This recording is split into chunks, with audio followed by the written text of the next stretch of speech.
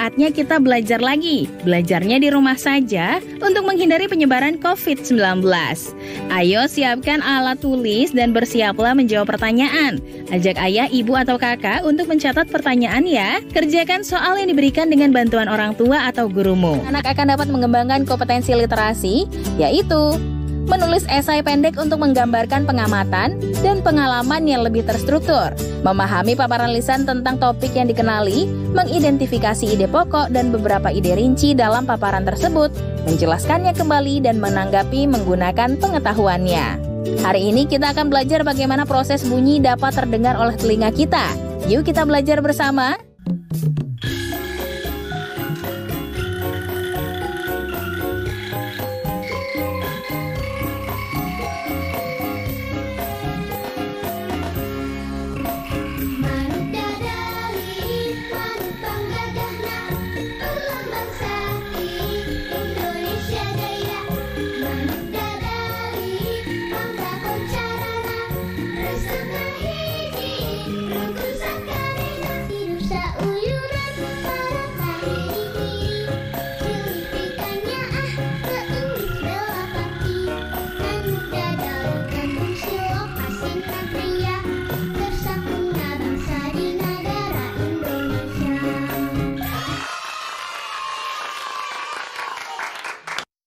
Ternyata semua alat musik menghasilkan bunyi ya? Iya, bunyi itu dihasilkan dari benda yang bergetar. Benda yang bergetar ya? Semua alat musik itu merupakan sumber bunyi. Tadi saat kita semua bertepuk tangan, juga berbunyi, apakah itu juga bisa disebut sumber bunyi? Iya Udin, sumber bunyi juga bisa berasal dari tubuh kita, seperti ini.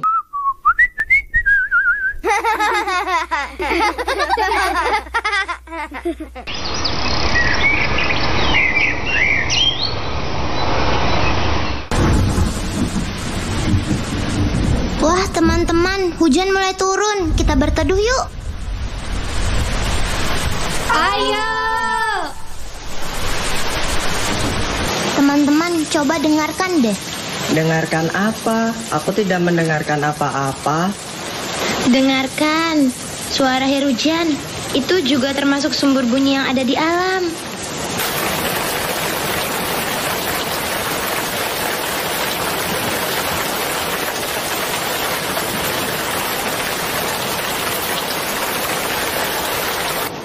Iya benar, terdengar menyejukkan ya.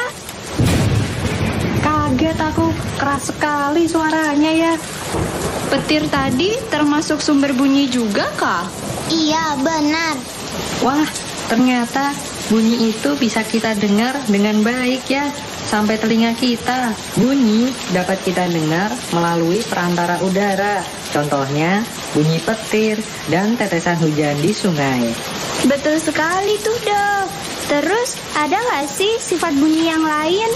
Ada, bunyi juga dapat merambat melalui benda padat. Bunyi juga dapat merambat melalui benda cair. Telinga kita bisa mendengar macam-macam bunyi ya. Aku jadi ingin tahu seperti apa di dalam telinga.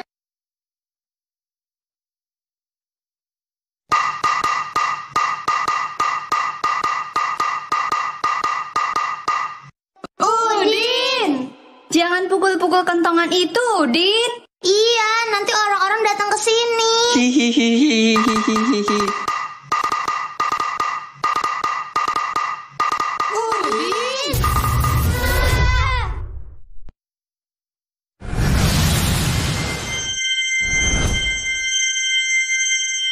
Kita di mana ini?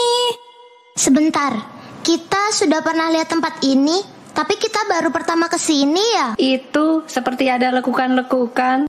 Ini kita di telinga ya? Apa? Ah!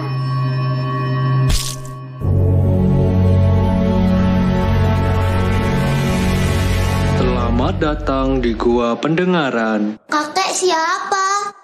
Hai anak-anak, aku Profesor Eustasius. Kalian sedang berada di dalam Gua Pendengaran. Oh, ah!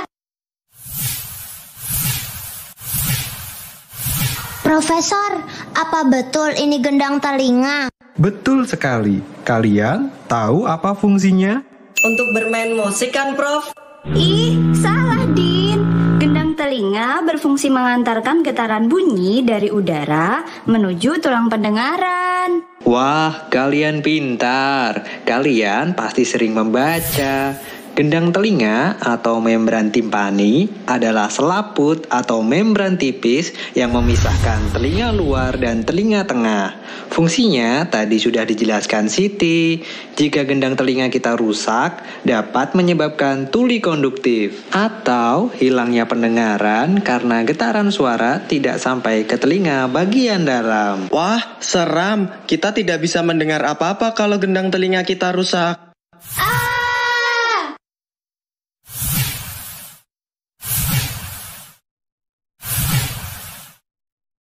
Ini apa, Prof? Bentuknya seperti martil ya? Inilah yang disebut tulang martil. Di sini ada 3 jenis tulang yang berperan dalam proses pendengaran kalian. Apa nama 2 tulang lainnya? Tulang sanggurdi dan tulang landasan, Prof. Tepat sekali. Tulang martil berfungsi menghantarkan getaran suara dari gendang telinga ke tulang landasan. Tulang landasan merupakan tulang yang menghubungkan tulang martil dan tulang sanggurdi. Tulang sanggurdi menerima getaran suara dari tulang landasan dan diantar ke membran di telinga bagian dalam.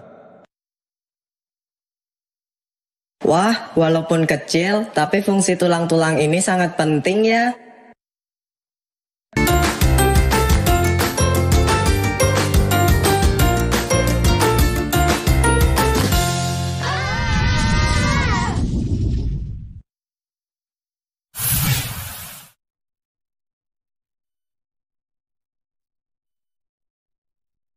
Ini apa, Prof? Kok seperti lorong gua ya? Ada yang tahu ini bagian telinga apa namanya? Inilah saluran Eustachius. Saluran ini berfungsi menjaga tekanan udara di telinga bagian tengah tetap seimbang dengan tekanan udara di luar tubuh. Kenapa bentuknya seperti lorong, Prof? Karena saluran ini panjang, menghubungkan telinga tengah dengan rongga hidung dan tenggorokan. Betul kan, Prof? Betul, Udin. Mari kita lanjutkan. Ayo, Prof! Hei, lihat, ada siput raksasa dalam gua ini. Itu bukan siput, tapi hanya dinamakan sebagai rumah siput. Ada yang tahu fungsinya untuk apa? Saya, Prof. Rumah siput ini berperan untuk meneruskan getaran bunyi menuju saraf-saraf otak kita.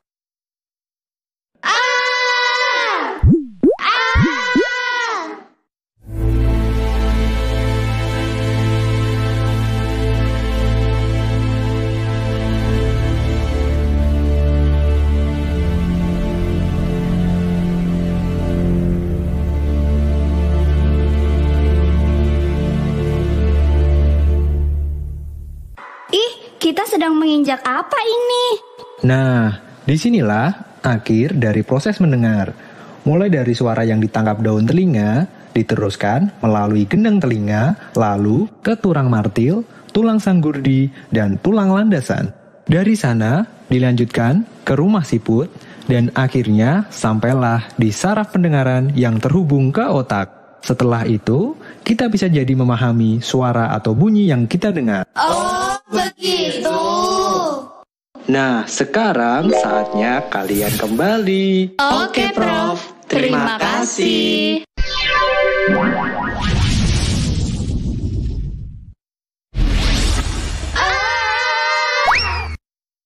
Wow! Seperti nyata ya. Oh, pengalaman yang menyenangkan. Ternyata bagian dalam telinga kita begitu sensitif ya. Teman-teman, kita harus bersyukur kepada Tuhan karena kita bisa mendengar. Iya, makanya kita harus menjaga telinga kita. Bagian-bagian telinga begitu sensitif, berarti kita tidak boleh memasukkan benda apapun ke dalam telinga. Kalau membersihkan telinga, boleh kan? Boleh, Din, tapi harus dengan orang tua atau dokter. Kamu tahu kan, setelah lubang telinga yang paling dekat adalah gendang telinga. Selain itu, kita sebaiknya menghindari suara yang terlalu keras atau terlalu bising, karena dapat mengurangi kepekaan pendengaran kita.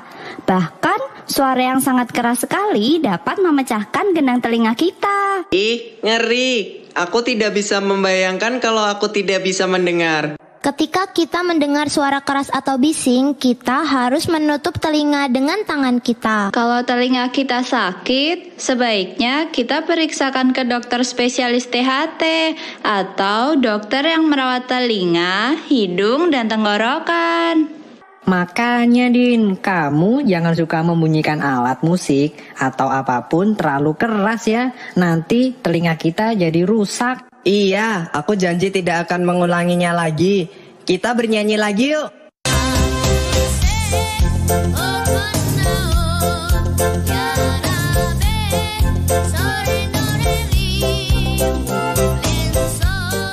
Manusia dapat mendengar karena ada bunyi yang berasal dari benda yang bergetar yang merambat melalui udara.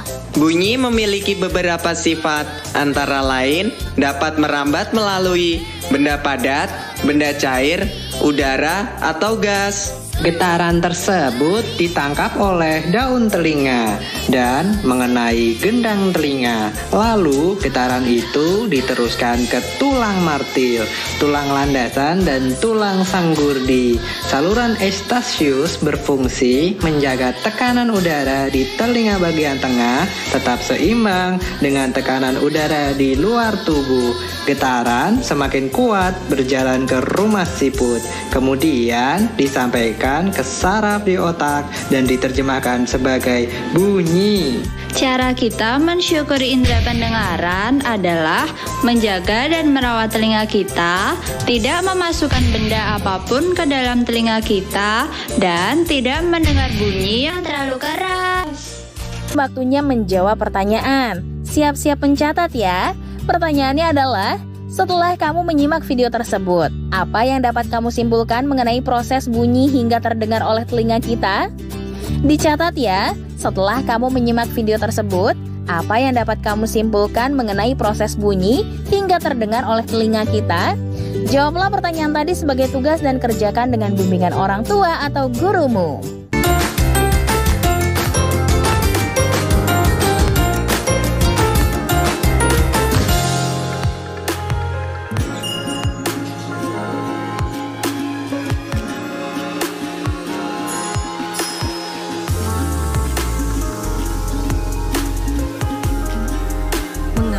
Bola kapas dapat bergerak-gerak. Halo Fadil. Halo Arik.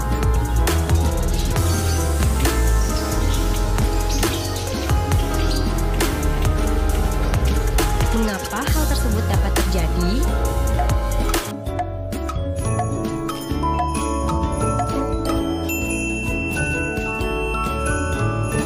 Halo Sobat X-Science.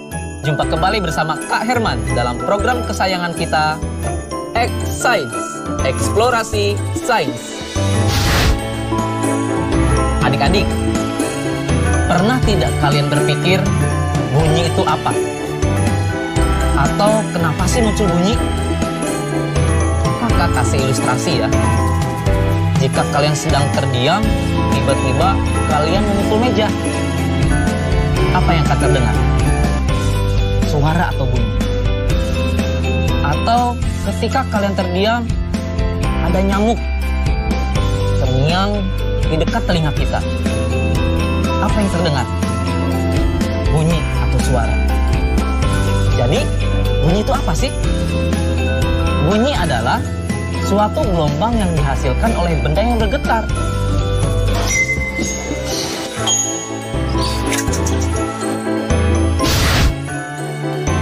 Adik-adik, ternyata bunyi itu memiliki sifat-sifat tertentu. Apa aja sih sifat-sifat bunyi? Yang pertama, bunyi merambat memerlukan medium. Perambatan bunyi dapat terjadi lewat medium, yaitu padat, cair, maupun gas. Namun, bunyi tidak dapat merambat di ruang hampa karena tidak ada medium di ruang hampa. Yang kedua, bunyi dapat dibiaskan. Pastinya adik-adik pernah mendengar suara petir, kan? Kalau adik-adik dengarkan secara seksama, suara petir di malam hari akan terdengar lebih keras dibandingkan di siang hari. Kenapa coba?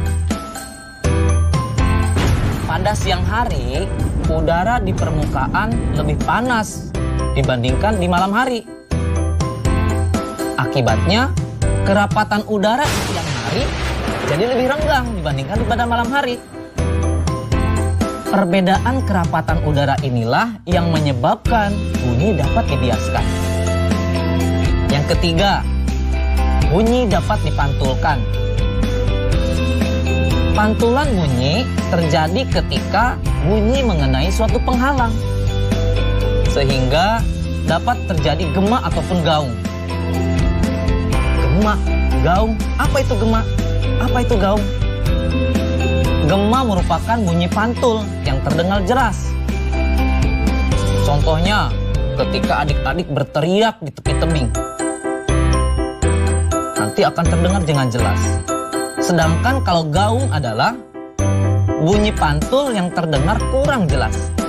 Contohnya, adik-adik berteriak di dalam goa atau di dalam sebuah ruangan. Biasanya adik-adik akan mendengar suara yang tidak jelas. Bagaimana Sobat X-Science? Menyenangkan bukan belajar sains?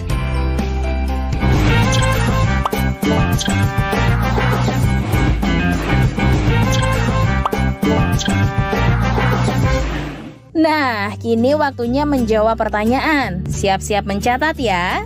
Pertanyaannya adalah, setelah menonton video tentang bunyi dan sifatnya, sekarang coba lakukan percobaan sederhana di rumah dengan menyiapkan 3 gelas kosong yang terbuat dari kaca. Lalu isi gelas pertama dengan air sampai penuh, isi gelas kedua dengan air setengahnya saja, dan isi gelas ketiga dengan air yang lebih sedikit dari gelas kedua. Setelah itu, pukul ketiga gelas tersebut secara bergantian dengan menggunakan sendok. Apa pendapatmu mengenai perbandingan bunyi tersebut? Jawablah pertanyaan tadi sebagai tugas dan kerjakan dengan bimbingan orang tua atau gurumu ya. Yuk bantu Kemendikbud menjadikan program belajar dari rumah di TVRI lebih baik dan menyenangkan untuk kamu. Ikuti survei evaluasi program belajar dari rumah di TVRI dengan membuka laman s.id/surveybdr. Untuk kamu yang berada di daerah 3T, terdepan, terluar, dan tertinggal, bisa mengikuti survei lewat SMS gratis dengan mengetik BDR, kirim ke 93456. Jangan lupa ajak orang tuamu dan gurumu juga ya. Adik-adik ingat ya, selalu rajin mencuci tangan, menjaga jarak, dan menggunakan masker jika hendak keluar rumah untuk mencegah penyebaran COVID-19. Sampai jumpa lagi.